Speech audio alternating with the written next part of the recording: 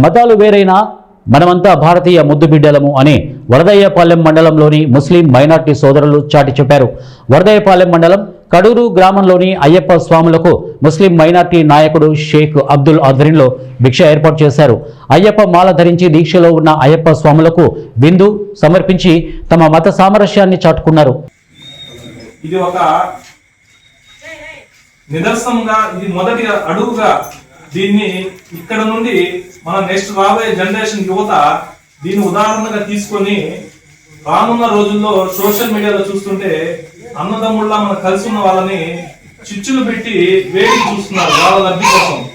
అలాంటి వాళ్ళకి ఒక ఇంత పవిత్రమైన స్థలంలో ఉండి చెప్తున్నాము, మేము అన్నదమ్ముళ్ళలాగా ఎప్పుడు మా ప్రాణాలు ఉన్నంత వరకు ఈ భూమి మీద మేము ఇప్పుడు ఎలా అయితే ఉన్నామో దీనికంటే ఎక్కువగా మమేకమయ్యి అందరం కలిసికట్టు ఉంటామని ఈ సభాముఖంగా తెలియజేసుకుంటూ ఇక్కడికి మేము మా మైనార్టీల అందరి తరఫు నుండి శబరిమల దీక్షకు వెళ్తున్న వాళ్లకు ఒక బిందు లాంటిది చిన్నది ఏర్పాటు చేస్తామన్నమే గ్రామస్తుల తరఫు నుండి ఇంత స్పందన వస్తుందని మేము ఎప్పుడు అనుకోలేదు. ఇలాంటి సంధి రావాలి ముందుకి, అలాగే మా అన్నదమ్ముళ్ళ ఒకరు మత విద్వేషాలు లేకుండా ఇలాగే కలిసి ఉండాలని ఇలాంటి అవకాశం ఇచ్చిన ముందుగా కడూరు గ్రామం పెద్దలందరికీ, అలాగే ఈ స్వామి దీక్షలో ఎవరైతే గురువులు ఉన్నారో పెద్ద గురువులు గురుస్వాములకి ఇక్కడ విచ్చేపించిన మా తోటి సోదరులందరికీ సభాముఖంగా ధన్యవాదాలు తెలియజేసుకుంటూ సెలవు తీసుకుంటాం.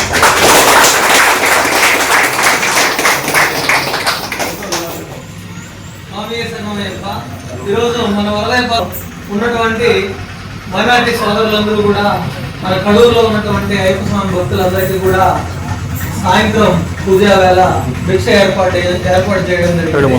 కాబట్టి మా గ్రామం తరఫున, అదేవిధంగా మా అయ్యప్ప స్వాములు గురుస్వాములు అందరి తరఫున, అయ్యప్ప స్వామి భక్తులందరి తరఫున కూడా మన మైనార్టీ సోదరులందరికీ కూడా ప్రత్యేకమైన ధన్యవాదాలు తెలియజేస్తున్నాను. స్వామి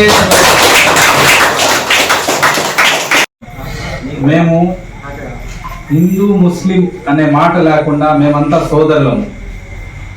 రోజు మనం మా ముస్లిం జమాత్ తరఫున, మసీదుల తరఫున అందరూ కూడా మా ఏకమై మీ స్వామి భక్తుల దగ్గరికి రావడం జరిగింది. కాబట్టి మీరు ఇటువంటి ఒక అవకాశం ఇచ్చారు. మన అబ్దుల్ భాయ్ మైనార్టీల తరఫున అందరినీ, మా జమాత్ అందరినీ తీసుకుని వచ్చి మనం ఒక బిందు ఇస్తాము, మన అన్నదమ్ములలాగా మనం ఉంటున్నాం. కాబట్టి మంచి చేయాలా, అలాగే మనము దేవుడికి నచ్చాలా అని ఉద్దేశం